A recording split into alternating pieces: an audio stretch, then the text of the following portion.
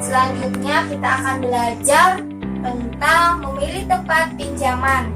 Nah, kalau kita mau meminjam ya Bu ya, kita harus hati-hati dalam memilih pinjaman. Ada banyak sekali perorangan atau lembaga yang menawarkan pinjaman.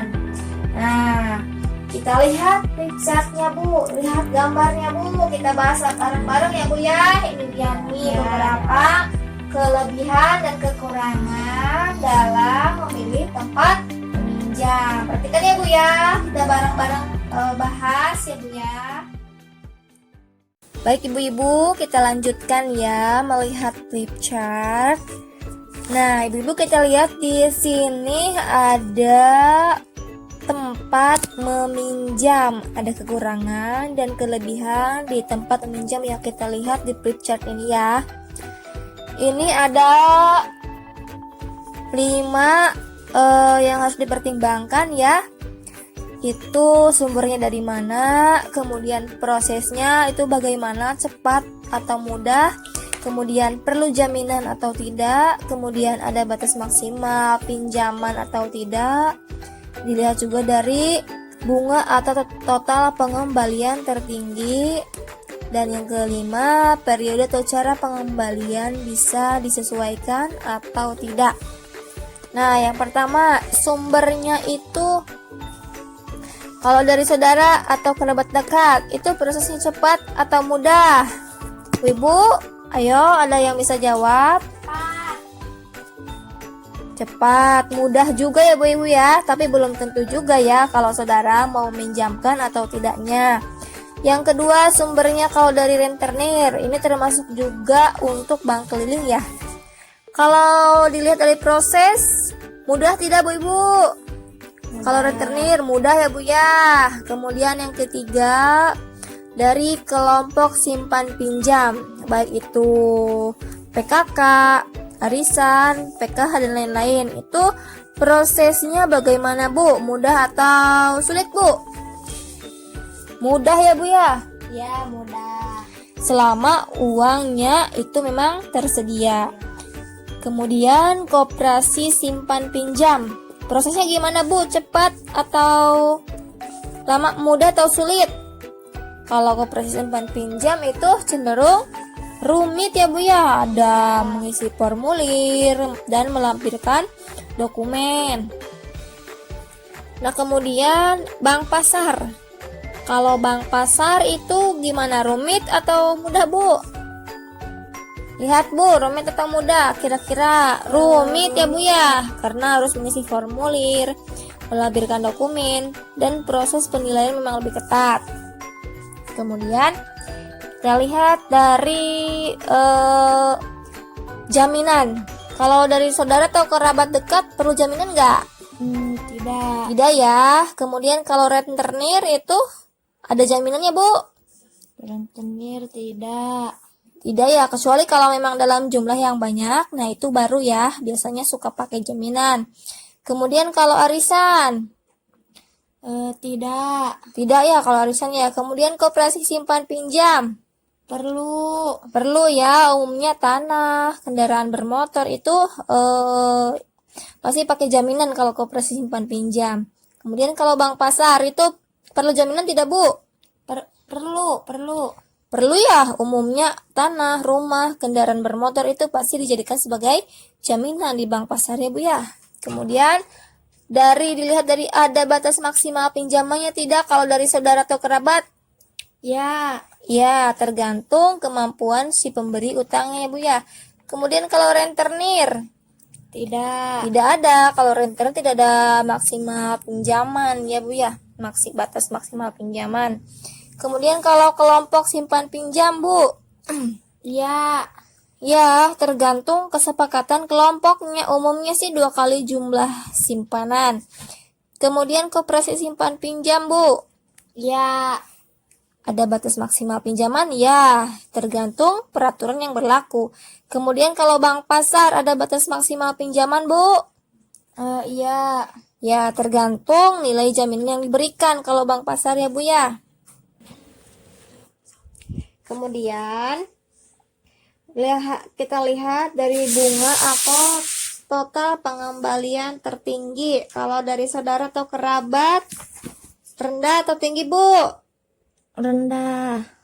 Rendah tidak? Atau tinggi? Rendah atau tidak berbunga. Kalau dari saudara atau kerabat dekat ya, Bu ya. Kalau rentenir itu bunganya gimana, Bu? Tinggi. Tinggi ya, Bu. Kalau rentenir sangat tinggi ya. sekali.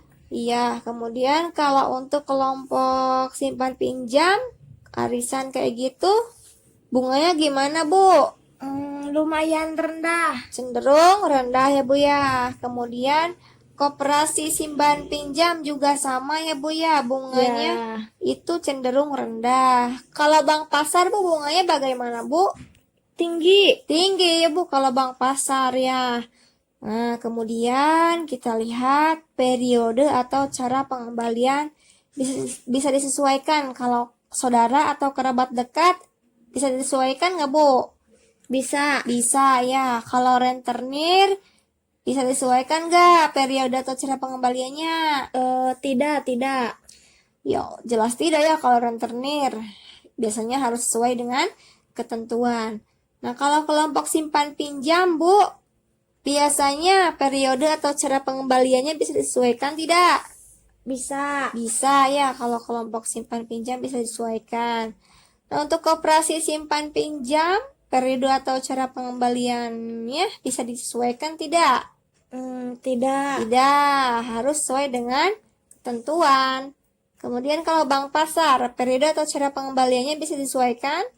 Tidak juga ya, harus sesuai ketentuan. Nah, itu, Bu, dalam memilih untuk meminjam, diusahakan ya kita nah, itu ya, Bu ya. Jadi dalam meminjam kita harus memilih tempat meminjam yang bunga atau pengembaliannya itu bunganya itu yang terendah. Jadi pengembaliannya yang terendah ya, Bu ya. Itu ya, Bu ya. Intinya kita harus memilih tempat meminjam yang menguntungkan, yang lebih menguntungkan kita ya, Bu ya. Paham ya, Bu ya? Paham. Iya, bagus.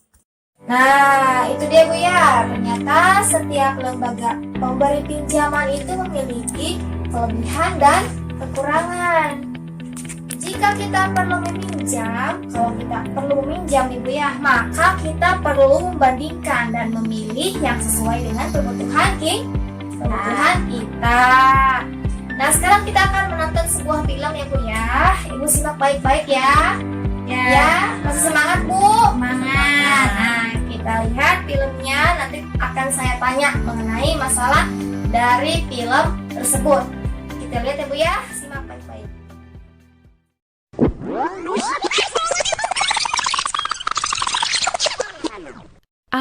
Ibu ingat, di pelatihan kami kan pernah diajari tentang cara mengelola pinjaman. Sebelum berutang, harus dipastikan dulu apakah uangnya dipakai untuk kebutuhan dan bukan keinginan. Apakah ada cara lain agar kita tidak perlu berutang? Apakah kita mampu membayarnya kembali nanti? Dan apakah cara mencicilnya sesuai dengan kondisi pendapatan kita? Kita harus membandingkan dan memilih tempat meminjam yang sesuai dengan kebutuhan dan kondisi kita. Pilihlah tempat meminjam yang menawarkan total pengembalian terkecil dan koperasilah pilihan saya. Sayangnya, saya tidak punya simpanan di koperasi sehingga tidak berhak meminjam di sana. Terpaksa saya ke tempat meminjam berikutnya, yaitu kelompok arisan simpan pinjam. Untung ibu-ibu mengerti kondisi darurat yang kami hadapi dan sepakat meminjamkan Rp500.000 meskipun tabungan saya masih sedikit. Pinjaman boleh dikembalikan sekaligus saat jatuh tempo 4 bulan lagi. Sistem ini pas sekali dengan kondisi pendapatan kami. 4 bulan lagi, Pak Rusli ada kerjaan borongan dan saya bisa ngeburu karena musim panen. Kejadian ini menyadarkan kami bahwa seharusnya kami berdua sudah membiasakan menabung secara rutin sejak dulu. Terbukti bahwa menabung itu sangat penting untuk berjaga-jaga. Sudah Ibu nonton filmnya, Bu? Nah, gimana filmnya, Bu? Asik nggak, Bu? Asik. Asik apanya? Bagaimana Bu, saya mau bertanya nih kepada Ibu siapa namanya Bu? Ibu Marni. Oh, Ibu Marni. Ibu Marni, saya mau tanya ke Ibu Marni. Dari film tersebut, Ibu ya, bagaimanakah Ibu Lili mengatasi masalah keuangannya? Coba, apa Bu? Jadi kalau mau pinjam uang teh harus dipikirkan secara matang-matang. Nah, kalau bisa mah harus mempunyai tabungan buat jaga-jaga.